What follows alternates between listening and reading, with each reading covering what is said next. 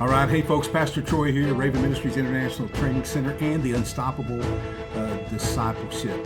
I love the Bible. I love biblical history. I love history in general.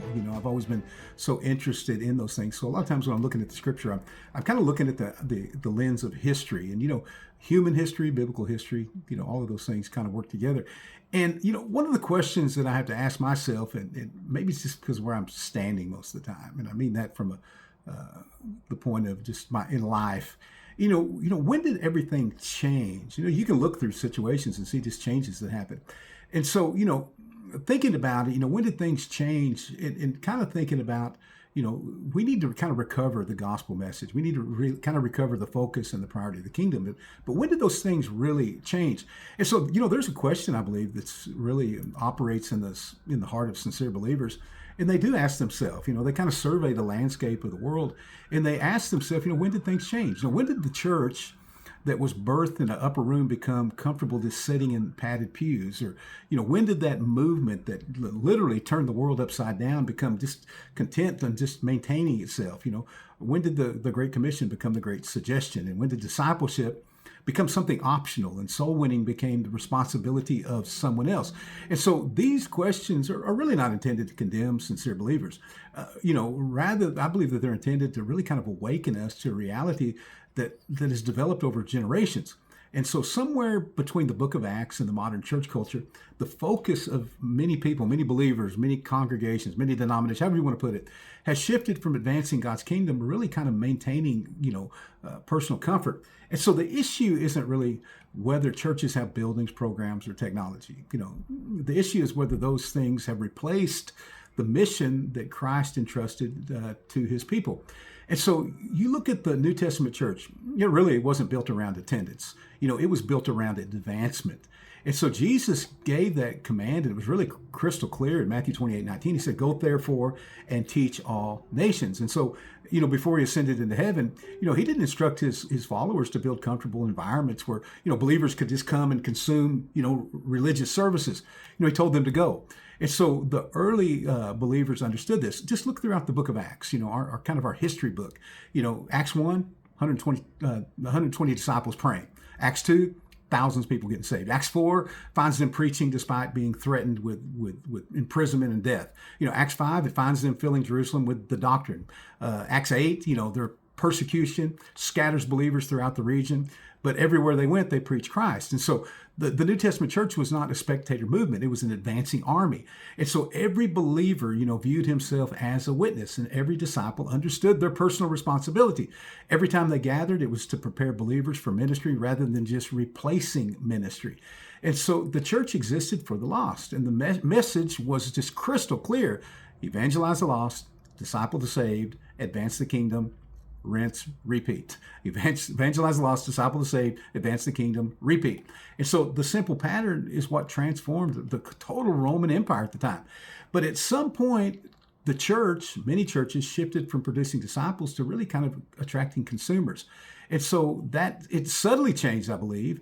But instead of asking, how can we reach the lost, the question said, how can I keep people comfortable? How can I keep people coming back?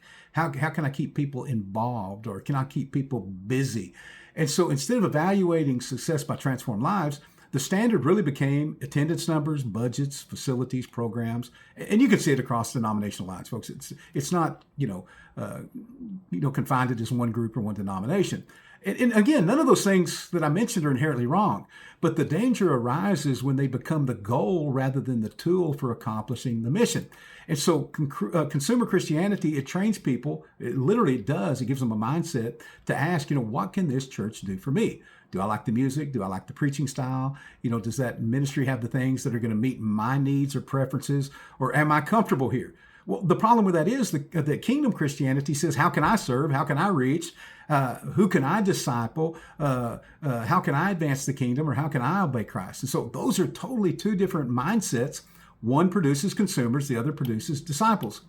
But one of I believe, the greatest tragedies of modern Christianity is that shift from participation to just simple observation. And so many believers have become spectators of ministry rather than participants in ministry. They attend, they watch, they listen, they evaluate, then they go home week after week, year after year.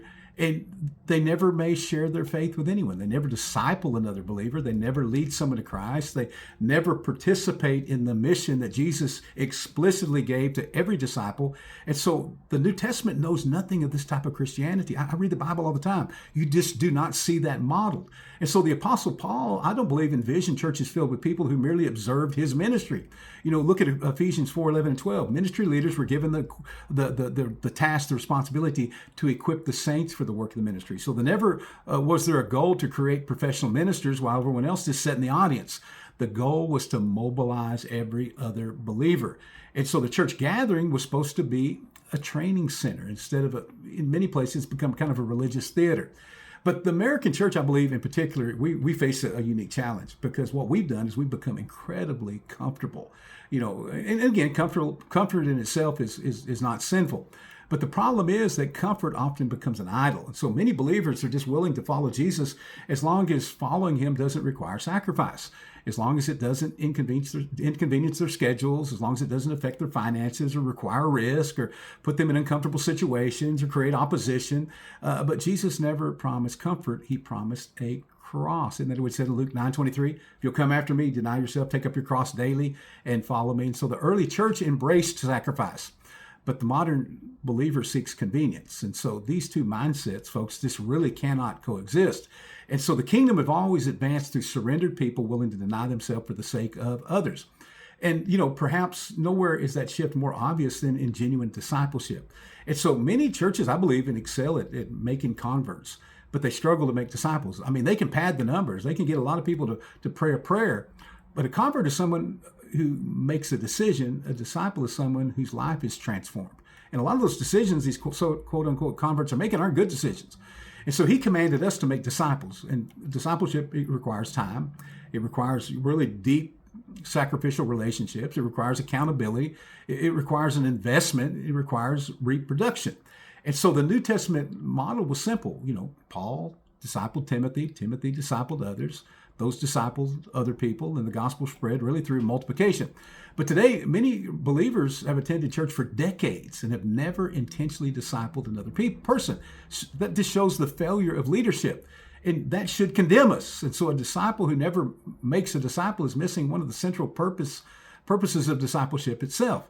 And so the shift is not just merely a preference. It has eternal consequences, folks. And so everyday people die without Christ. We know that. Everyday communities remain unchurched and unreached. Everyday, opportunities are missed. And the church was never called to entertain itself while the world perishes around us. We are ambassadors. We're witnesses, laborers, messengers. We're salt. We're light. We're watchmen. But when the church loses sight of its mission, then society is going to feel the consequences. And so the answer, I believe, to cultural darkness has never been in politics or bigger buildings or some more sophisticated program. The answer has always really been in the Spirit-filled church advancing the kingdom. So here's the question. How do we reverse that trend? And I don't believe that the solution is that complicated, but it's costly. Number one, we got to return to the Great Commission. Churches, once again, have got to place evangelism, discipleship at the center of everything that we do. Every ministry should ultimately serve the mission of reaching people and developing disciples. We got to equip every believer for the ministry. Pastors can't do the work alone. We've got to recover personal evangelism. We've got to believe that it's my responsibility. We've got to make disciples, not just attendees, and we've got to embrace sacrifice again. Folks, listen, it's not that complicated. When did all these things change? Well, the question is, when are we going to change back? Once again, Pastor Troy here, Raven Ministries International, Unstoppable Discipleship. God bless you.